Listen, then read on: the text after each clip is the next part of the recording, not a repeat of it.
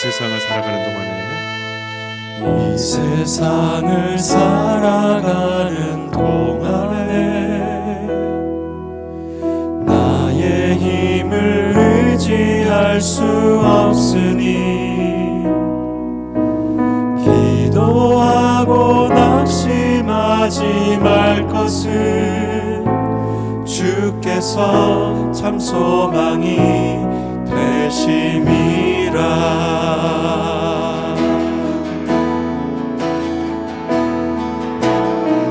세상을 살아가는 동안에 나의 힘을 의지할 수 없으니 기도하고 낙심하지 말 것을 주께서 참 소망이 되심이라.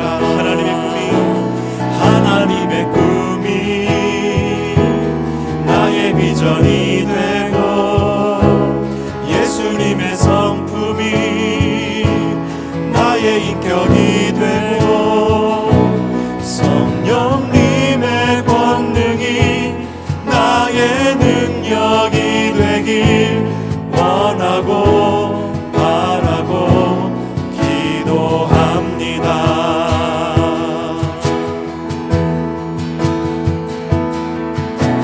주의 길을 걸어가는 동안에 세상에 거 의지할 수 없으니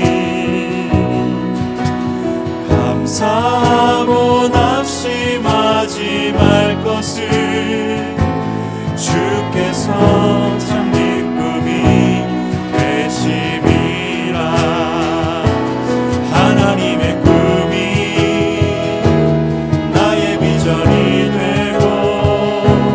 예수님의 성품이 나의 인격이 되고 성령님의 권능이 나의 능력이 되길 원하고 바라고 기도합니다. 하나님의 꿈이 나의 비전이 되고 예수님의 성품이 나의 인격이 되고 성령님의 권능이 나의 능력이 되길 원하고 바라고. 우리 전심으로 다시 한번 찬양하며 나아갑시다. 하나님의 꿈이 나의 비전이 되고 예수님의 성품이 나의 인격이 되고 성령님의 권능이 나의 능력이 되길 원하고 바라고 기도합니다.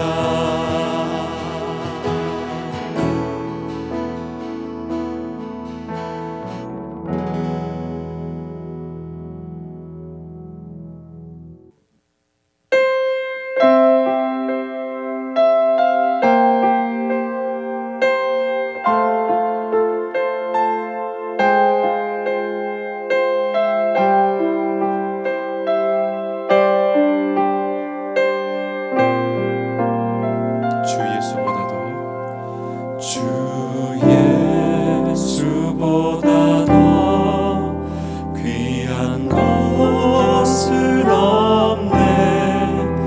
이 세상 부귀와 바꿀 수 없네. 영축을 내 대신 돌아가신 그 놀라운 사랑 잊지 못해.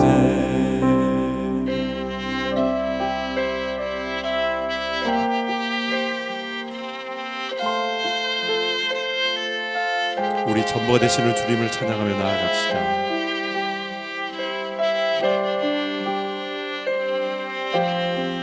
주 예수보다도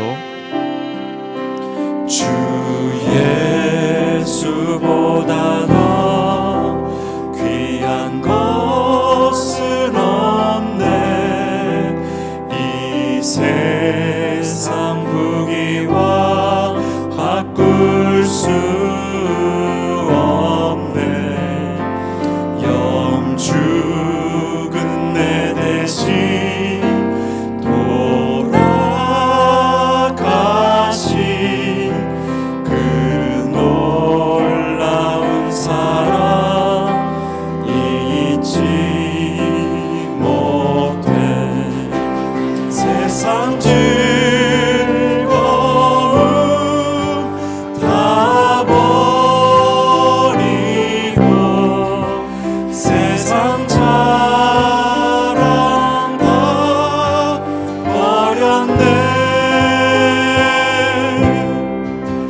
주 예수보다 더 귀한 것은 없네. 예수밖에는 없네. 주 예수보다도 주 예수보다 더 귀한 것은 없네.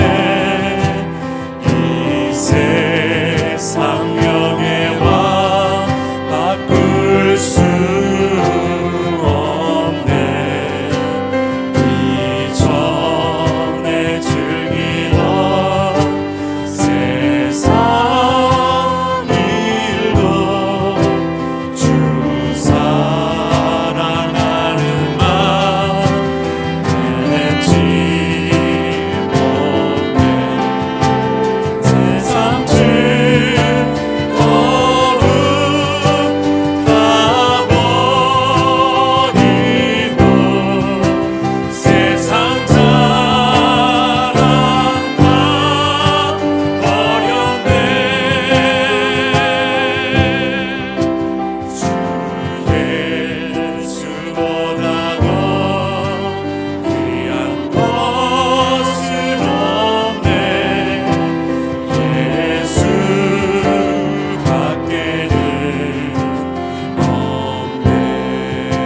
주 예수보다도 주 예수보다 더 귀한 것은 없네.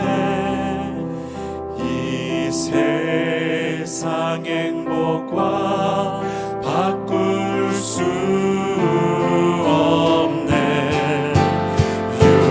유혹과 핍박이 몰려와도 주 섬기는 내 맘 변치 않아. 세상 즐거움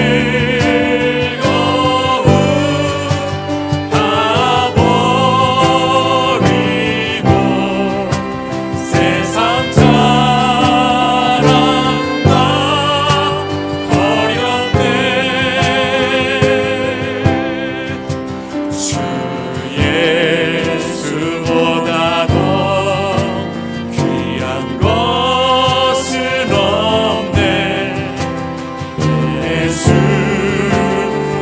예수밖에는 없네. 세상 즐거움 세상 즐거움 다 버리고 세상 자랑 다 버렸네. 주 예수보다 더 귀한 것은 없네.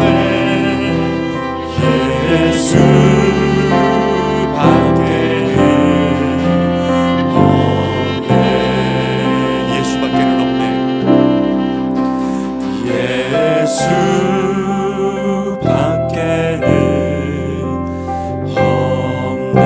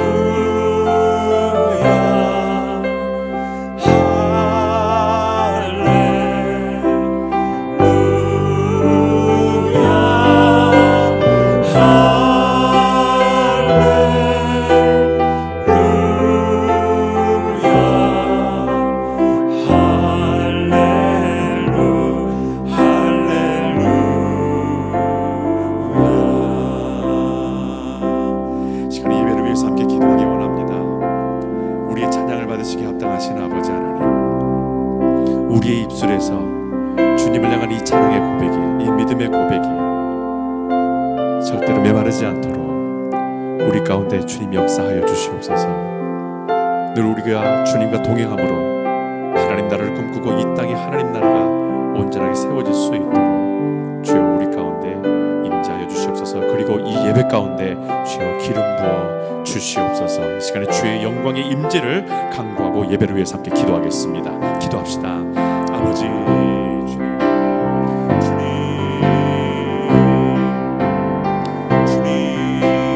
아버지 하나님 그러십소서. 하나님 주시옵소서.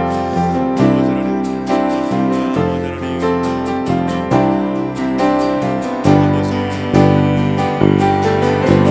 아버지 하나님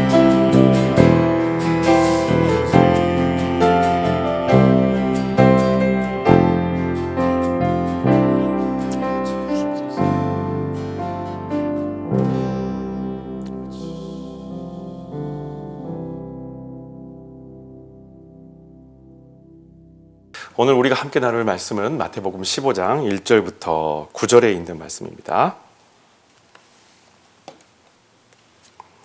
1절부터 9절에 있는 말씀 함께 봉독하도록 하겠습니다.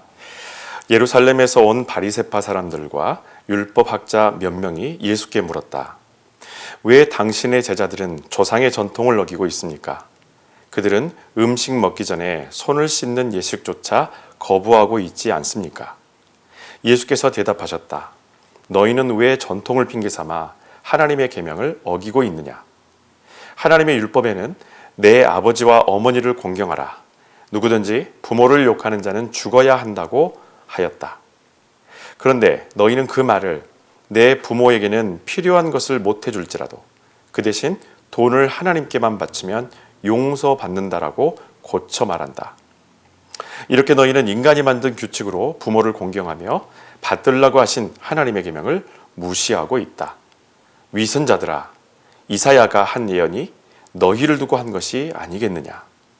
이 백성이 나를 섬긴다고 주장을 하지만 사실은 말로만 나를 섬기고 높이며 마음은 내게서 아주 멀리 떠나 있다. 그들이 나를 경외하며 재물을 바친다고 해도 아무 쓸모없는 일이다. 그들은 나를 세계의 주인으로 인정하지 않고 자기들에게 편리한 대로 생각해내어 만든 규정에 따라서만 나를 높이고 섬기기 때문이다. 아멘. 바리새파 사람들이 종교적 주장과 율법 해석에 대해서 논쟁을 했었던 이 대척점에 있던 사람들이 있습니다. 바로 그 사람들이 사두개파 사람들입니다. 예나 지금이나 이 파벌로 싸움을 하는 것은 여전한가 봅니다. 이 사두개파 사람들은 죽은 자의 부활을 철저하게 부정합니다. 반면에 바리새파 사람들은 죽은 자의 부활을 인정합니다. 그래서 이 사도행전 23장에 보시면 바울이 이 두 파벌의 서로 다른 내세관을 이용해서 자신이 붙잡혀 있었던 그 공회에서 오히려 풀려나게 되는 그런 해프닝도 일어나게 됩니다. 자, 이렇게 사두개파 사람들과 바리새파 사람들이 서로 많은 국민들에게 종교적 삶에 대한 신념에 대한 영향력을 미치고 있었는데 그럼에도 불구하고 대다수 국민들에게 종교적으로 신망을 받고 있었던 사람들은 다름 아닌 바리새파 사람들이었습니다. 그만큼 그들은 자부심을 가지고 살았었습니다.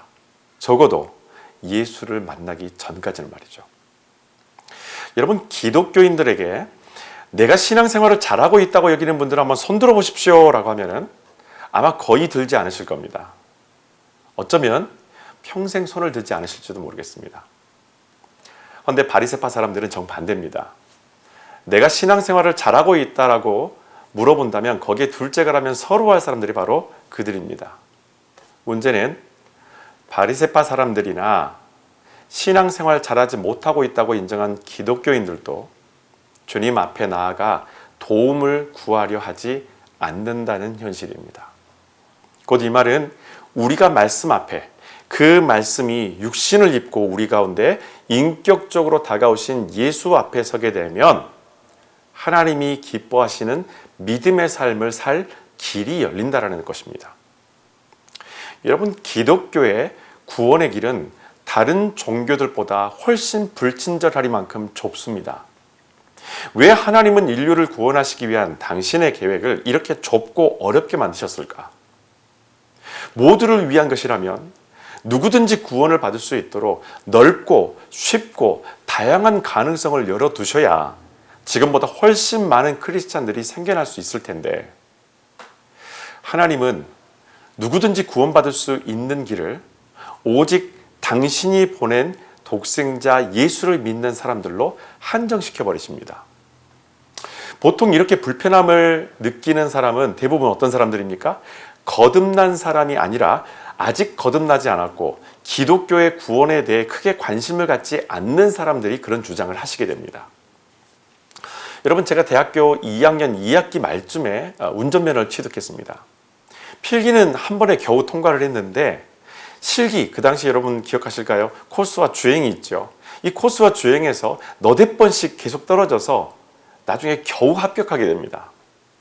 그때 드는 생각은, 왜 이렇게 어렵고 까다롭게 하는 거지? 왜 시험을 이렇게 복잡하게 만들고 어렵게 만들어서 자꾸 떨어지게 만들지?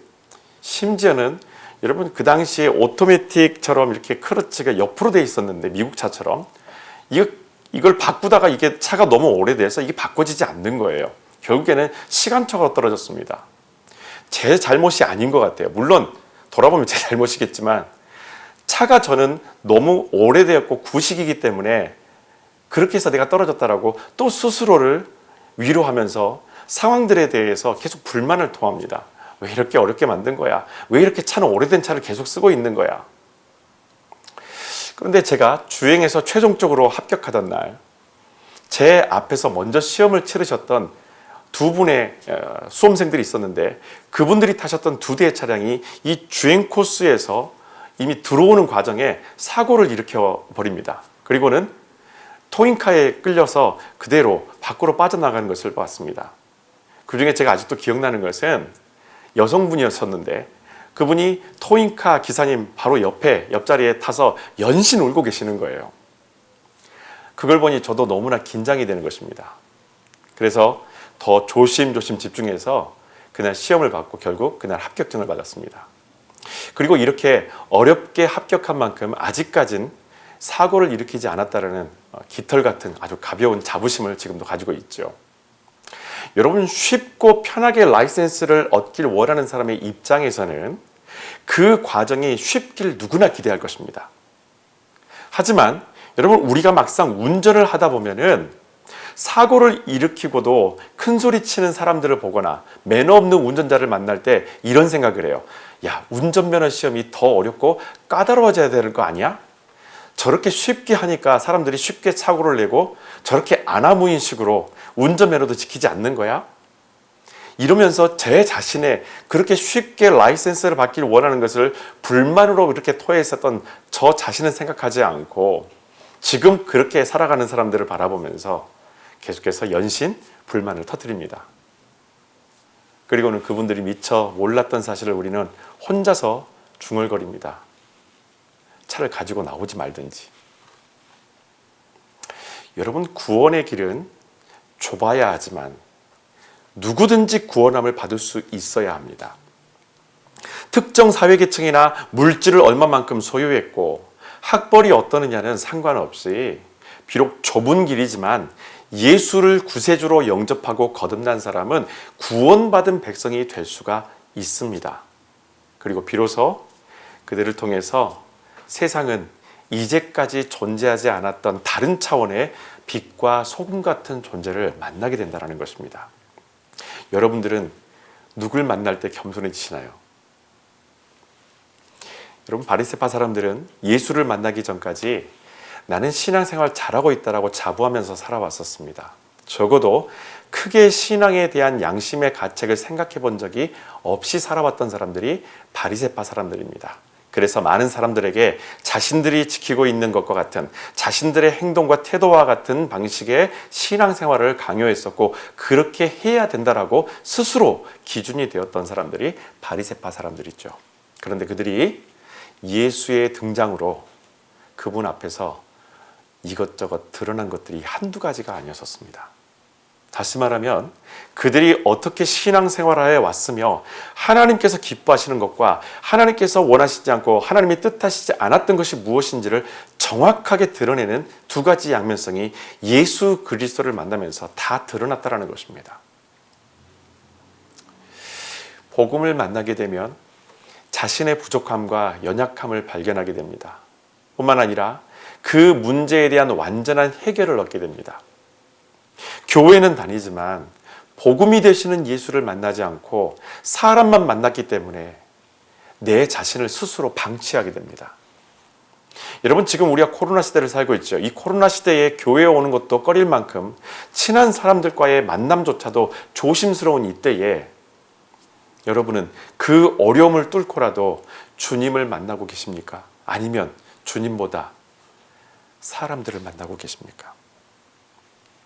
바라기는 다시 증가하는 이 코로나의 위협적인 환경 속에서 저와 여러분이 주님께 온전히 주목하는 이 기회를 절대 놓치지 않기를 주님의 이름으로 부탁드립니다. 여러분, 우리는 바리새파 사람들을 통해서 세상의 복음이 되시는, 빛이 되시는 예수님과의 만남이 얼마나 중요한지를 몇 가지로 정리해 보고자 합니다.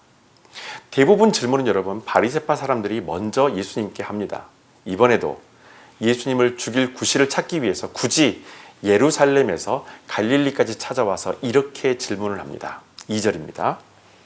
왜 당신의 제자들은 조상의 전통을 어기고 있습니까? 그들은 음식을 먹기 전에 손을 씻는 예식조차 거부하고 있지 않습니까? 여러분, 우린 직감적으로 한 가지를 의아해 합니다. 손을 씻고 음식을 먹는 것이 예식의 범주에 있는 문제인가? 그것은 여러분, 예절과 매너의 문제인가라는 이 두 가지 문제를 가지고 우리는 약간 의문을 품습니다. 그런데다가 손 씻고 음식을 먹는 것이 조상의 전통이라고까지 합니다.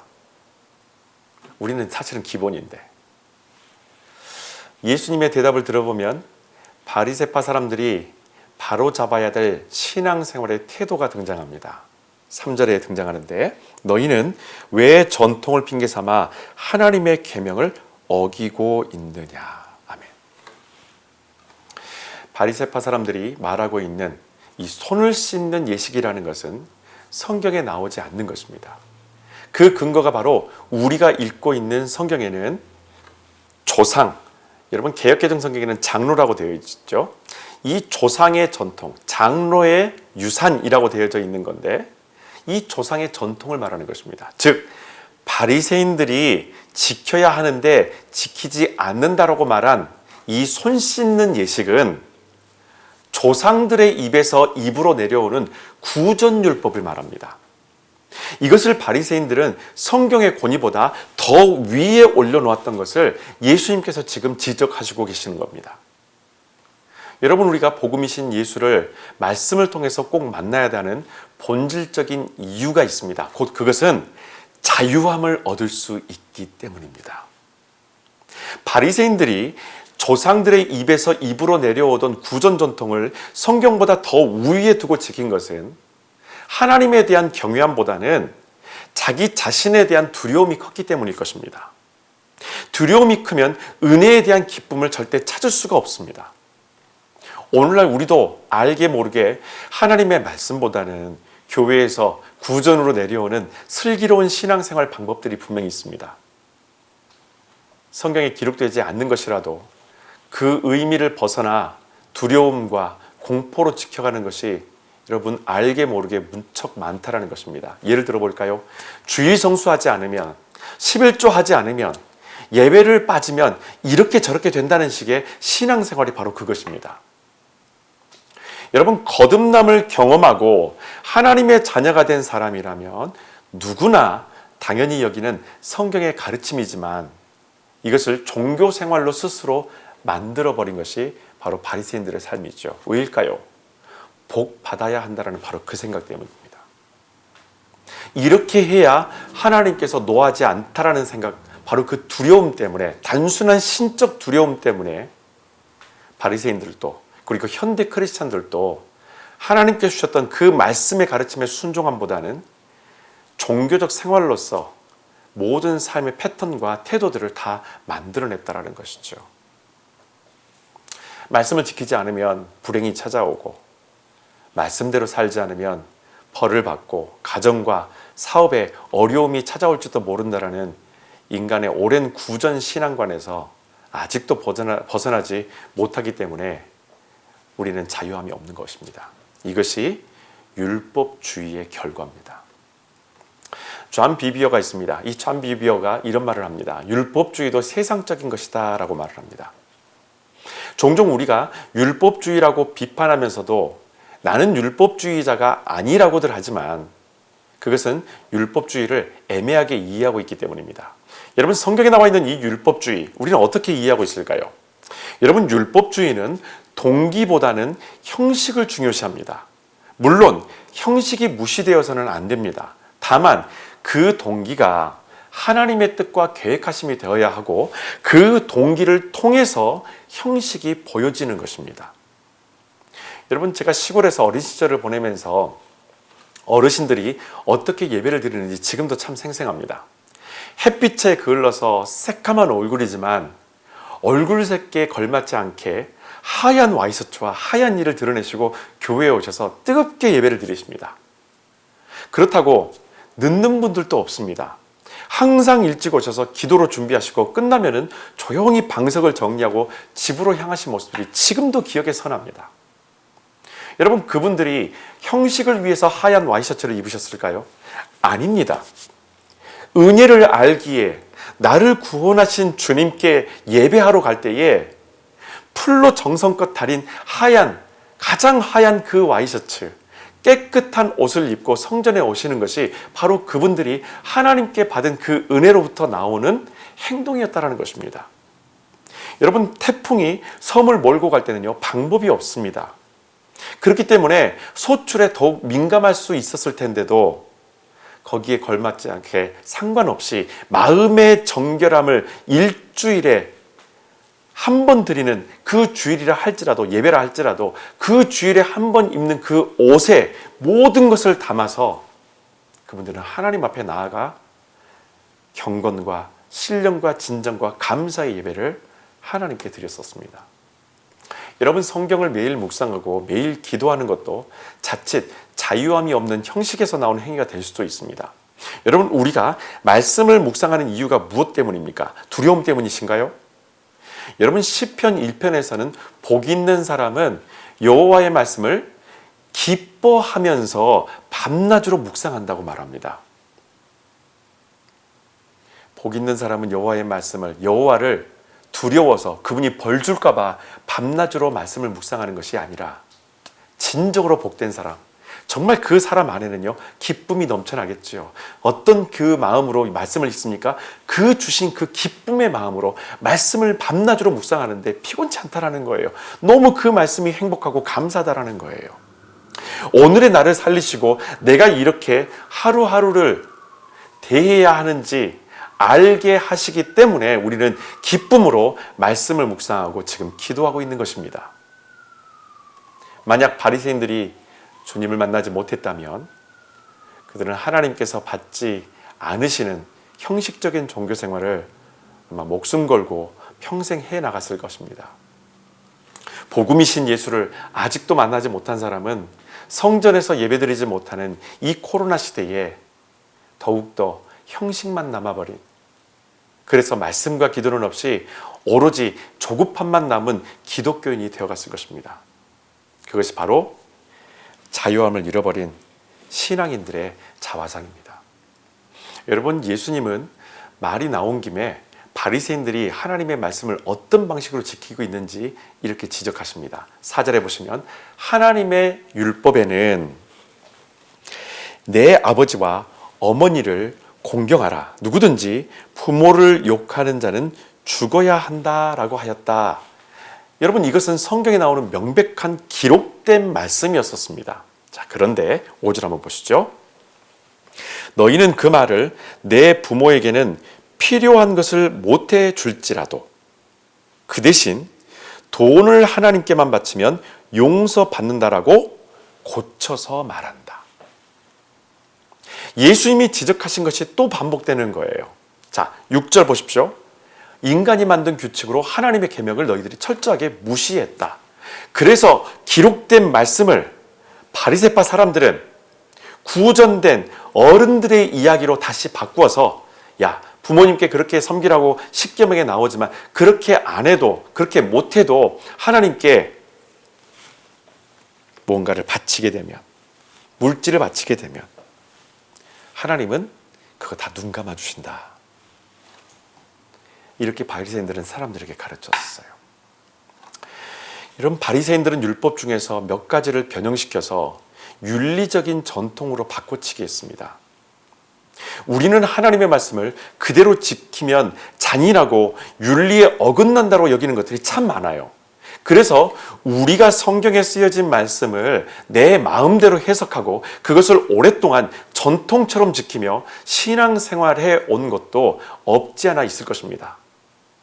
거의 내 생활 패턴에 최적화되어 있는 말씀으로 변형시켜서 그렇게 신앙생활을 해가는 크리스찬들이 적지 않게 있다라는 사실입니다.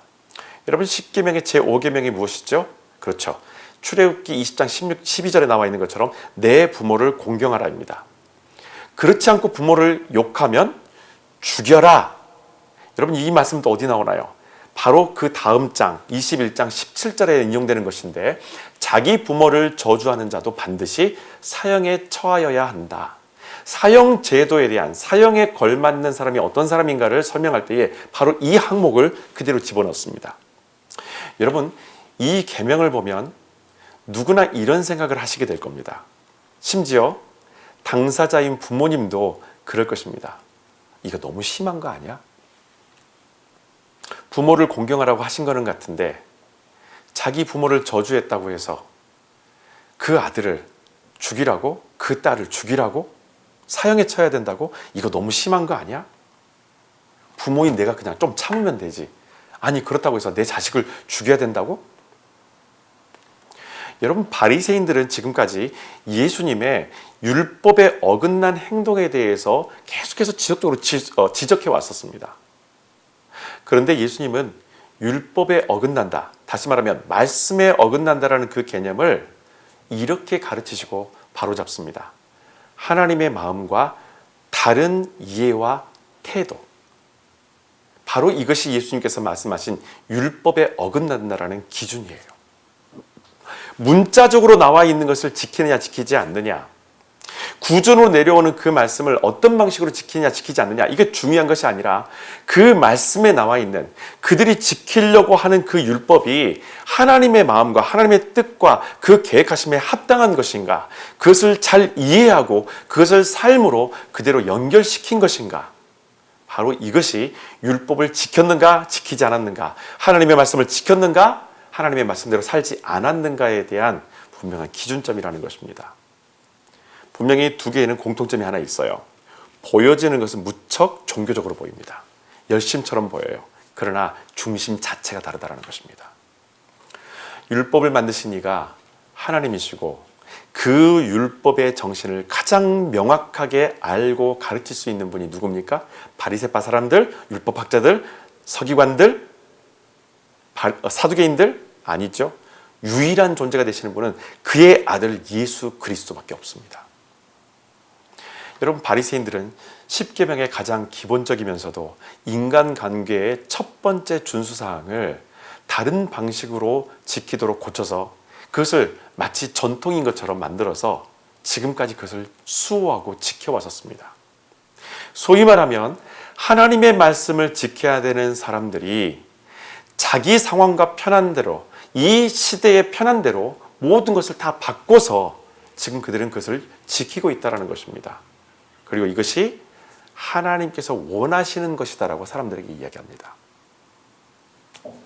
여러분, 우리가 이 사람들의 잘잘못을 논하기 전에 우리가 말씀을 통해서 반드시 주님을 만나야 되는 그 이유가 먼저 중요하다는 것을 기억하십시오. 꼭 그것은 지금까지 미뤄왔거나 불가능하다고 여겼었던 하나님의 뜻대로 살아갈 수 있기 때문에 우리는 반드시 주님 앞에 서야 하고 그 주님을, 복음 되신 예수 그리스도를 만나야 합니다. 여러분, 우리가 하나님의 뜻대로 살기 힘들다라고 말하는 이유가 뭘까요? 그 이유는 그 말씀대로 사는 것이 너무 어렵고 이 시대에는 현실적으로 전혀 맞지 않다라고 여기기 때문입니다. 바리새인들도 그런 생각을 가지고 있었습니다. 하나님의 영적 임재가 없기 때문에 자기의 방식대로, 자기의 생각대로 모든 것들을 해석하고 더 강력하게 이렇게 하면 하나님께서 기뻐하시겠지, 이게 더 하나님이 원하시는 방법일 거야 라고 자기들 스스로 하나님의 생각들을 변형하기 시작합니다.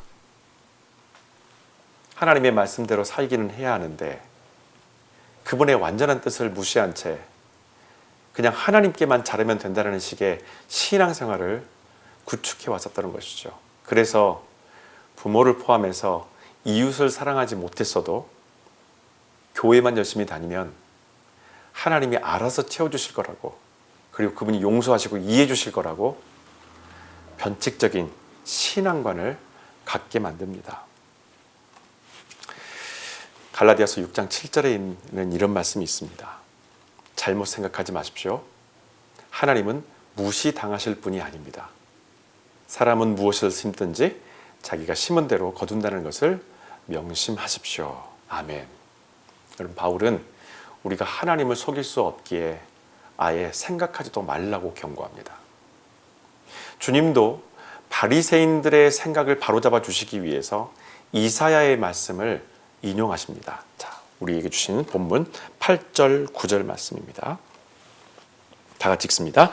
이 백성이 나를 섬긴다고 주장을 하지만 사실은 말로만 나를 섬기고 높이며 마음은 내게서 아주 멀리 떠나 있다.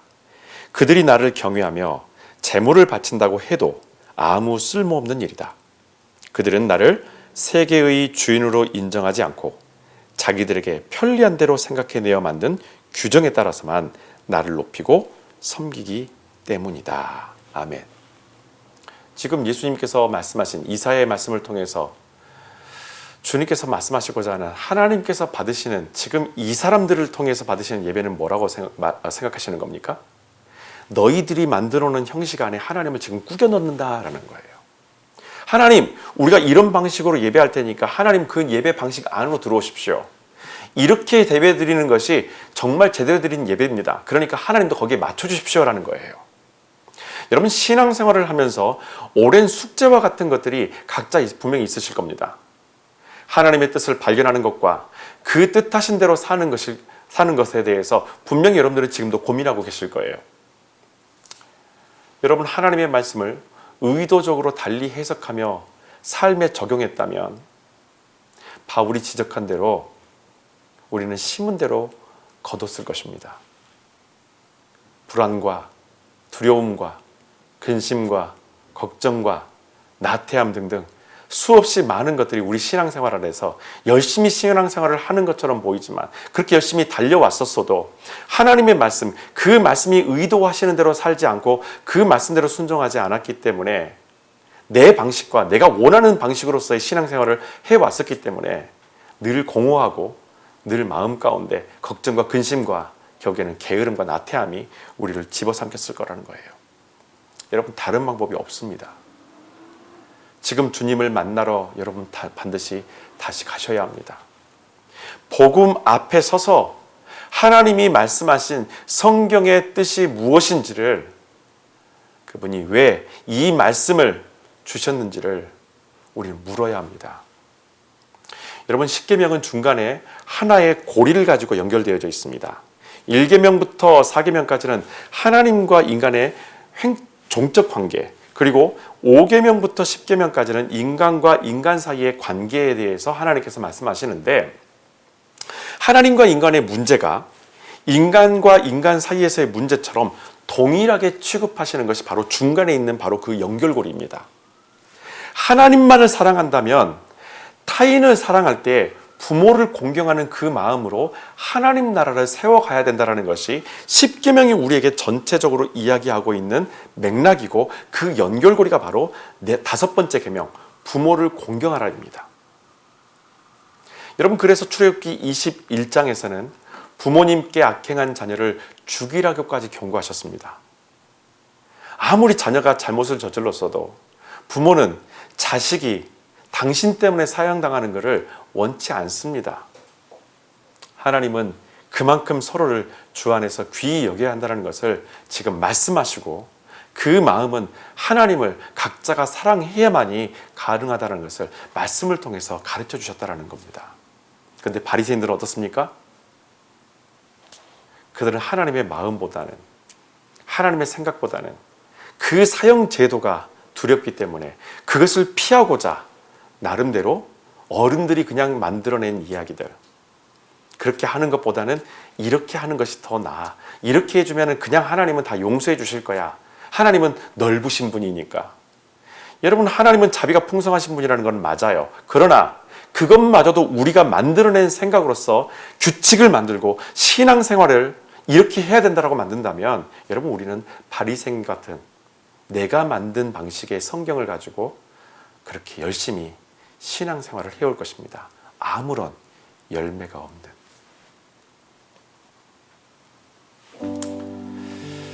여러분, 방송 예배를 지금 어떻게 드리고 계십니까? 지금 현재